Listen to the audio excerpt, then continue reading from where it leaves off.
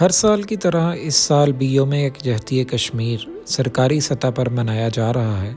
مگر ہمیں پتہ ہونا چاہیے کہ جو دن ہم منا رہے ہیں اس کی تاریخی اہمیت کیا ہے، اس کی امپورٹنس کیا ہے، یہ ہم دن کیوں مناتے ہیں۔ جموں اینڈ کشمیر کا کل رقبہ تقریباً 84,000 مربع میل ہے، جس میں سے 70% حصے پر انڈیا 1947 سے قابض ہے، جبکہ باقی 30% حصے پہ آزاد جموں کشمیر قائم ہے۔ جموں اینڈ کشمیر کی کل آبادی 1.5 کروڑ کے قریب ہے، جس میں سے ہر سال 1 کروڑ کشمیری جو کہ مقبوضہ جموں کشمیر میں رہتے ہیں وہ بھارتی دہشت گردی اور غنڈہ گردی کے اندر زندگی گزارتے ہیں، جبکہ باقی 25 سے 30 لاکھ کے قریب کشمیری جو کہ آزاد کشمیر کے اندر رہتے ہیں اور جن کی اپنی ریاست اور پارلیمنٹ ہے۔ مزید معلومات جاننے سے پہلے ویڈیو کو آپ لائک کر دیں، اور اگر آپ میرے چینل پر نیو ہیں تو سبسکرائب کا بٹن پریس کر دیں، یہ آپ کی طرف سے ہمارا انعام ہوگا۔ 1840 سنہ عیسوی میں مسلمانوں کے دشمن انگریز نے جموں اینڈ کشمیر کی ریاست کو غدار ڈوگرا راجہ غلام سندھ کو اس وقت کے 75,000 میں بیچ دیا تھا۔ تقسیم ہند کے بعد جب کہ فیصلہ ہو چکا تھا کہ مسلمان اکثریتی علاقے پاکستان کو دے دیے جائیں گے اور ہندو اکثریتی علاقے جو ہیں وہ انڈیا کو دیے جائیں گے، لیکن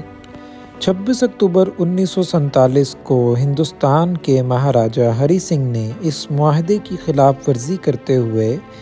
زبردستی کشمیریوں کا الحاق بھارت سے کروانے کا فیصلہ کر دیا۔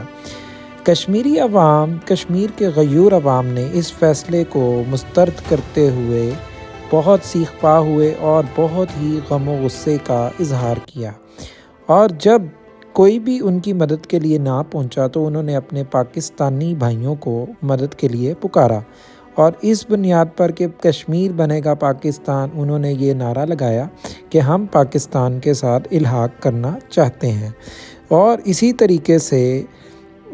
جنگ شروع ہو گئی پاکستان اور انڈیا کے درمیان۔ پہلی جنگ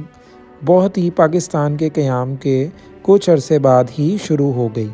جس کے نتیجے میں یہ ہوا کہ پاکستان کے کچھ مجاہدین، کشمیر کے غیور عوام اور مجاہدوں نے مل کر کچھ علاقہ کشمیر کا آزاد کروا دیا، جو کہ آج کل آزاد کشمیر کہلاتا ہے۔ اب ہندوستان یہ جان چکا تھا کہ اگر مسلمان اور یہ جنگ ان کے درمیان اسی طریقے سے جاری رہی تو وہ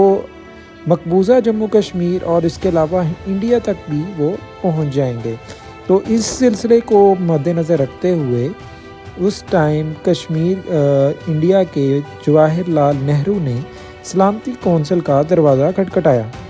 کشمیری واسیوں سے اس بات کا وعدہ کرتے ہوئے کہ وہ ایک ریفرینڈم کروایا جائے گا اور عوامی رائے شماری سے وہ فیصلہ کریں گے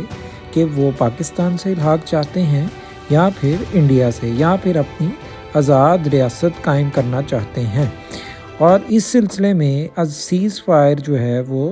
اپروو کر دی گئی سلامتی کونسل کی طرف سے، اور جنگ بندی کا اعلان کر دیا گیا۔ لیکن ہندوستان پھر بھی اپنے وعدے پر ثابت قدم نہ رہ سکا اور اپنی فوجوں کو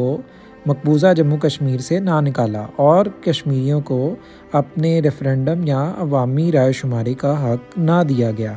اور ابھی تک پوری دنیا کے اندر سلامتی کونسل کے اندر تقریباً بہت ساری قراردادیں منظور کی جا چکی ہیں کہ مقبوضہ جموں کشمیر سے بھارت اپنی فوجوں کو باہر نکالے گا اور کشمیریوں کو ان کی عوامی رائے شماری کا حق دیا جائے گا کہ وہ کس سے الحاق چاہتے ہیں۔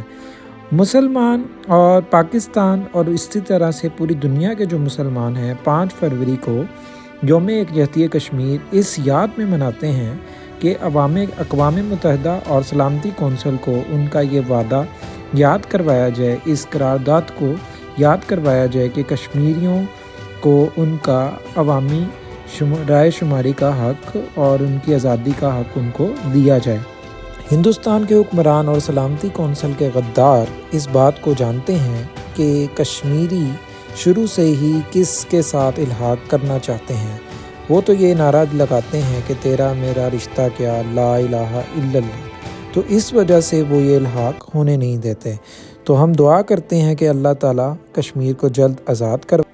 اور کشمیر میں رہنے والے ہمارے مسلمان بھائیوں کی مدد فرمائے اور ان کو آزادی کی نعمت سے نوازے۔ تو اس سلسلے میں ہم 5 فروری کا دن یوم یکجہتی کشمیر یا پھر کشمیر سولیڈیرٹی ڈے کے نام سے مناتے ہیں۔ امید ہے آج کی آپ کو یہ ویڈیو پسند آئی ہوگی۔ اگر آپ کو پسند آئی ہے تو لائک اینڈ سبسکرائب کر دیں۔ Thank you very much.